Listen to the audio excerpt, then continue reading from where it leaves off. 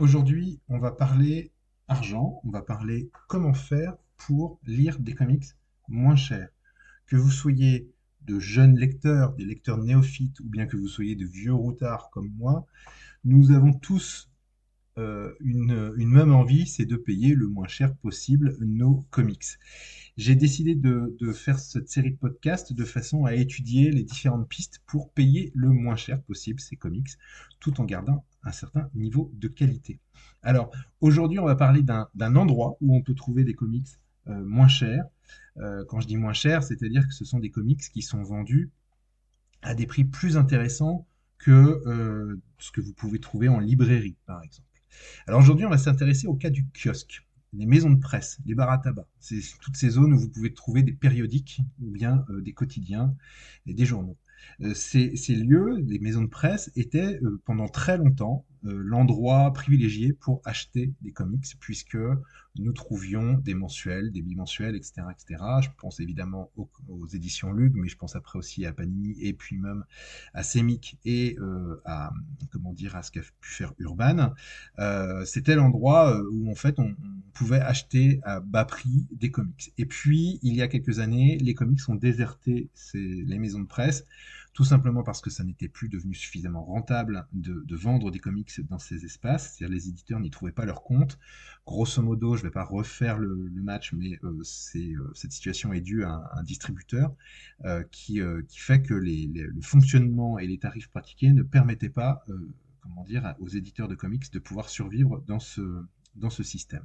Donc les éditeurs de comics ont déménagé des kiosques vers les librairies, euh, mais on a tendance à croire qu'il n'y a plus de comics en kiosque, alors qu'en réalité on en trouve toujours.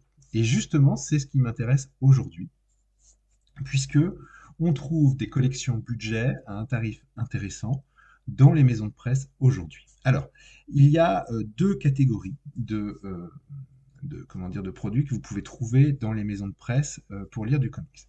Vous avez tout d'abord les éditions Panini qui sont revenues dans les maisons de presse avec des collections d'albums qui sont des collections qui réunissent plusieurs épisodes assez dépareillés au sein d'un même magazine. Ce sont des collections qui durent généralement une dizaine de numéros, puis qui disparaissent. Le dernier en date, c'est Marvel Heroes, numéro 1, consacré à Sam Wilson, qui est sorti au mois de janvier 2025. J'en ai fait un podcast, vous le trouverez sur la chaîne.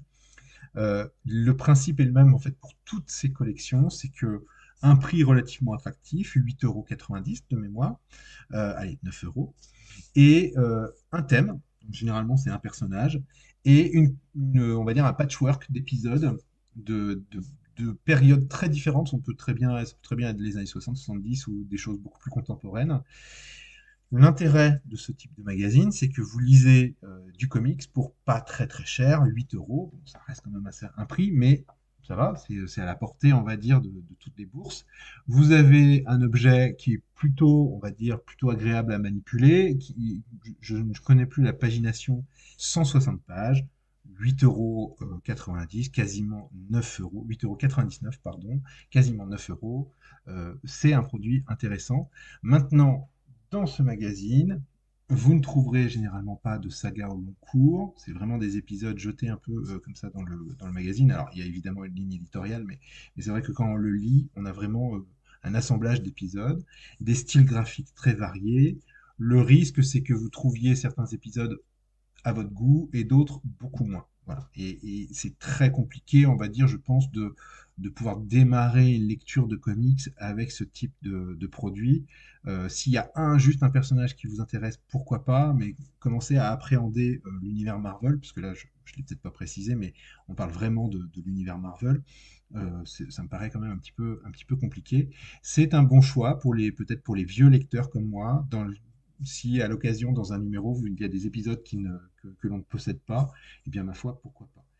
Il s'agit en tous les cas, en grande majorité, de rééditions, c'est-à-dire que ce sont des épisodes qui sont déjà sortis sur le marché du kiosque, déjà il y a quelques années, qui ont ensuite été publiés en librairie dans des albums et qui reviennent en kiosque. Donc on comprend que l'éditeur, eh bien, ça lui coûte beaucoup moins cher de publier ce genre de produit, sachant que Panini, quand même, généralement place un épisode inédit de quelques pages, ce sont des épisodes très courts, dans à peu près tous les numéros.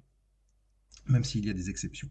Voilà, c'est une première possibilité de lire du comics à pas très cher en kiosque. Deuxième possibilité, alors l'arrivée il y a quelques semaines sur le marché de la collection Marvel Ultimate a permis de créer un coup de projecteur sur cet éditeur. Depuis des années, l'éditeur achète, publie du Marvel en kiosque de manière ininterrompue à travers, vous savez, un système qui consiste à vous proposer un premier numéro à un prix défiant toute concurrence, puis ensuite un deuxième, c'est un petit peu plus cher, et le troisième, bah, évidemment, on arrive au tarif plein pot. Là, en l'occurrence, dans la collection Marvel Ultimate, le tarif plein pot, c'est 15,90 €. Alors, c'est vrai que c'est un coût. Cependant, vous avez de beaux albums pour 15,90 €. Vous avez un contenu que vous ne trouveriez pas, en tout cas un volume de lecture que vous ne trouveriez pas en librairie. Alors, je vais d'abord parler de cette collection Marvel Ultimate parce qu'on peut encore la trouver chez les marchands de journaux. C'est donc tout cet univers Ultimate qui est un univers alternatif qui avait été créé pour permettre l'accès aux lecteurs néophytes. Les éditions Hachette rééditent tous les épisodes dans l'ordre chronologique. Voilà, dans des albums à 15,99 €. Ça fait de beaux albums, hein, le volume de pages est quand même très très intéressant. Et surtout, on a la possibilité de le lire dans l'ordre chronologique, ce qui est pas mal du tout. Pour le tarif, le façonnage, c'est-à-dire la fabrication, la qualité de fabrication de l'album, c'est pas extraordinaire. On n'atteint pas la qualité, par exemple, de ce que proposent les éditions Delcourt en neuf en librairie, mais on a quelque chose quand même qui tient largement la route. Alors, les éditions Hachette ont fait le choix de proposer cette collection avec à chaque fois une frise, c'est-à-dire que quand vous rangez vos albums en librairie, les rayons de votre bibliothèque, à force de les cumuler, ben, vous formez en fait une superbe image, une superbe frise. Bon, c'est pas du tout mon truc, moi ça me dérange absolument pas que tout ça soit dépareillé, mais c'est vrai que pour certains lecteurs, c'est important d'avoir la jolie frise et donc il est hors de question d'avoir des trous. Après, chacun fait comme il veut. C'est une collection, c'est-à-dire que ça dure dans le long terme. La collection Ultimate, là, moi par exemple, j'enregistre ce podcast le 24 janvier. J'arrive encore à trouver des numéros de la collection Ultimate chez mon marchand de journaux. Cependant, le risque, évidemment, c'est que bah, les marchands de journaux arrêtent de commander les numéros et donc bah, que vous ne puissiez plus avoir accès en maison de presse. Donc, dans ces cas-là, il y a une solution. La solution, c'est que les éditions Hachette continuent à vendre les numéros jusqu'à l'épuisement sur leur site internet. Donc, si vous cherchez sur internet le site des collections Hachette, Marvel, vous trouverez les numéros qui peuvent éventuellement vous manquer. Et là, vous pouvez les commander sur internet avec juste du frais de port à payer, mais le prix des albums reste fixe, que vous l'achetiez en ligne, que vous l'achetiez chez votre marchand de journaux. Et là-dessus, d'ailleurs, justement, pour ceux qui auront la curiosité, je mettrai le lien dans la description de cet audio. Euh, Si vous avez la curiosité d'aller regarder le site Hachette, vous verrez que vous pouvez aussi commander les numéros des autres collections. Parce que la collection Ultimate, c'est une collection de chez Hachette, mais il y en a d'autres. Et on se rend compte que ces collections ont dû connaître un certain succès, parce qu'elles sont, pour certaines d'entre elles, allées très loin. J'en veux pour preuve la collection X-Men, la collection mutante, qui en est au jour où j'enregistre, qui a dépassé les 100 numéros. Vous avez la collection Marvel Origins, qui a dépassé la cinquantaine de numéros, elle est plus récente.